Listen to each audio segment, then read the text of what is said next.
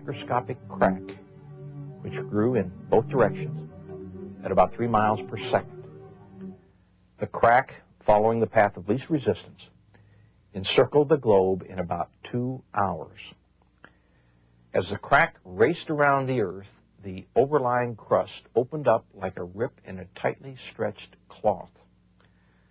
The subterranean water was under extreme pressure because of the weight of the 10 miles of rock pressing down on it.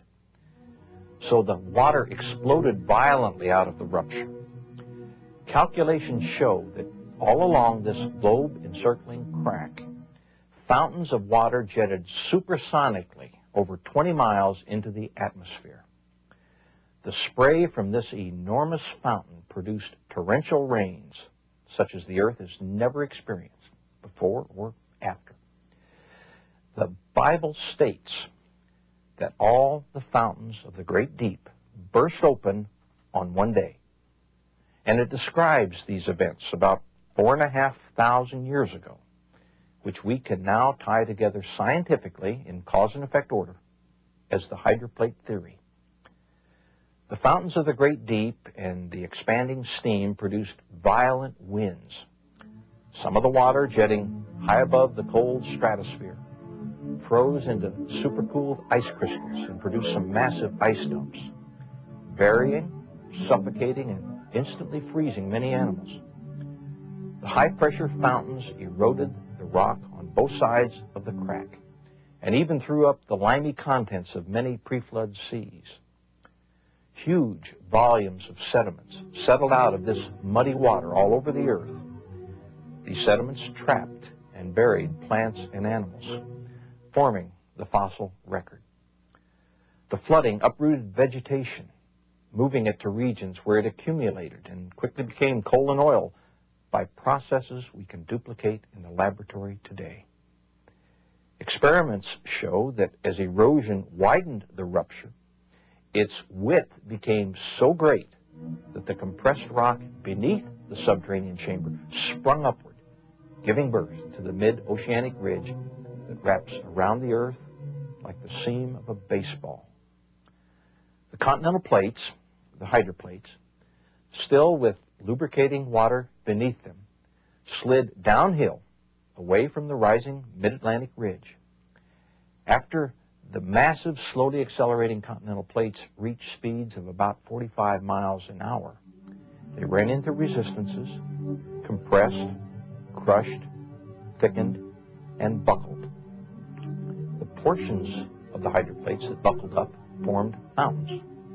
Those that buckled down formed ocean trenches. This is why these features are generally parallel to the oceanic ridges from which they slid. The hydroplates, in sliding away from the oceanic ridges, opened up very deep ocean basins into which the floodwaters retreated. Every continental basin was naturally left brimful of water, producing many post-flood lakes. Each lake that grew from rainfall or drainage from higher elevations spilled over its rim at the lowest point of the rim.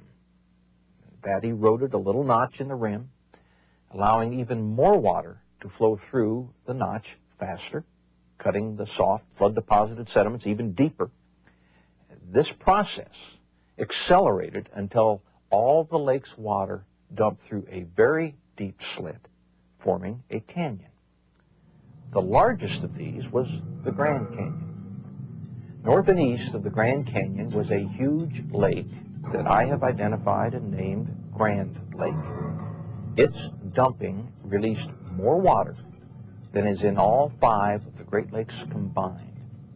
Grand Lake spilled over its rim, eroded its dam, 20 miles south of Page, Arizona, catastrophically forming the Grand Canyon within a few weeks. There. That is Walt Brown's hydroplate theory, which to me makes the most sense of anything I've seen. It explains several things. If the crack would widen around the mid-Atlantic ridge as the water is shooting out, it's going to spread out, allowing the basalt underneath to bulge up, which is precisely what happens. As the basalt bulges up, it's going to get cracks in it, and it's also going to slide the superimposing plates away from them. They're going to slide and run into something else, and it would explain the compressed mountains we see in, for instance, British Columbia, where the mountains are smashed from the end. I mean, the wrinkles go up and down. The mountain it's like somebody pushed carpet up against the wall, causing it to wrinkle. I think Christians need to have an answer for those kind of things, and this is one of the possible answers. When the basalt cracked, the water would rush into the crack, cooling it down, and cool rock holds a magnetic field. Hot rock will lose a magnetic field. So when they found what they said were magnetic reversals at the bottom of the ocean floor, they're actually finding the old cracks where the basalt broke, because there were going to be warmer and cooler areas from simply the water rushing in. Those cracks are probably now all full of sediments. So don't let them tell you there are magnetic reversals. There may be a few from the rocks flipping over at the flood, but I think a much better theory is the hydroplate theory. So as the continents were sliding away, some places are going to be sucked under, plate subduction. Now Baumgartner has a great theory on plate subduction. I think his ties in here also, that the plates would tend to be sucked down. You ever stir pudding up and it gets a film on top? If you push in on the film on the pudding, it'll sink to the bottom and drag the rest of it with it. Magma does the same thing from a volcano. When it cools down, the lava gets a hard crust, and then if it sinks in one place, it'll drag a whole sheet of magma, of lava with it. This probably happened also during the flood. See, the continents are eroding. When it rains, you have landslides, mudslides, erosion, mass wasting, ground creep. All of those things are happening continually. Like last night in the thunderstorm here. I'm sure a lot of erosion took place around Chattanooga. Well, this mud is going to wash into the ocean. So two things are happening. The mountains are getting shorter. The oceans are filling in. But at the current rate of erosion, the continents are going to erode flat in 14 million years. So the evolutionists have a serious problem. They have to explain two things. Why aren't the oceans full of mud? Because there's only a few thousand years worth of mud in the oceans. And why haven't the mountains eroded away yet? That's why this Pangea theory is so important to them, because they can say, oh, it's being recycled. They'll say the ocean floor doesn't have much mud because it gets pulled under and remelted and it comes up again in the middle. So it's being recycled. Well, that may be, but there's another reason. It may be there's not much mud down there because it's not millions of years old. Plates are moving, there's not much question about that. But that doesn't prove they've always been moving, and it doesn't prove the rate has always been the same as we see today. I think students should be told there are other options than what they're being taught in school.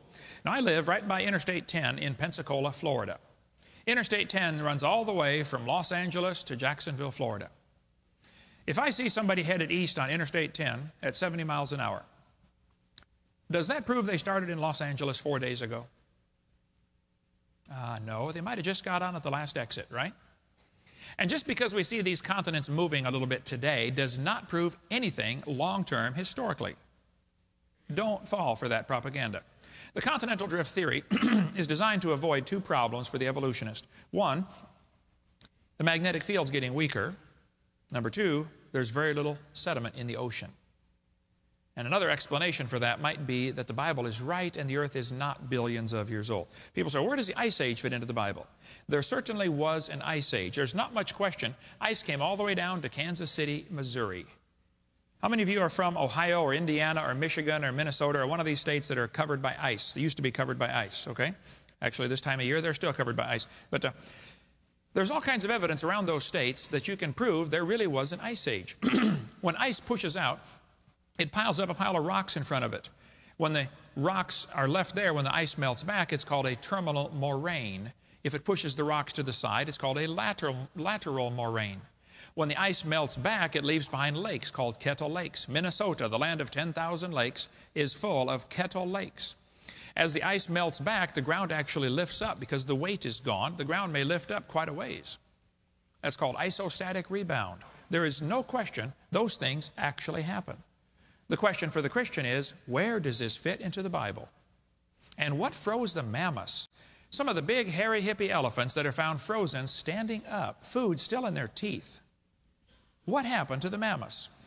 One year, it was reported that 20,000 mammoth tusks were extracted from the ground. Just 1 year. 20,000 tusks. Estimates are that 5 million mammoths perished in one catastrophe. These red dots indicate where frozen mammoths have been found. The yellow dots indicate where frozen rhinoceros have been found. What happened to the mammoths? Well, some of the mammoths are frozen in the upright position. Their undigested food in their stomach and mouth is an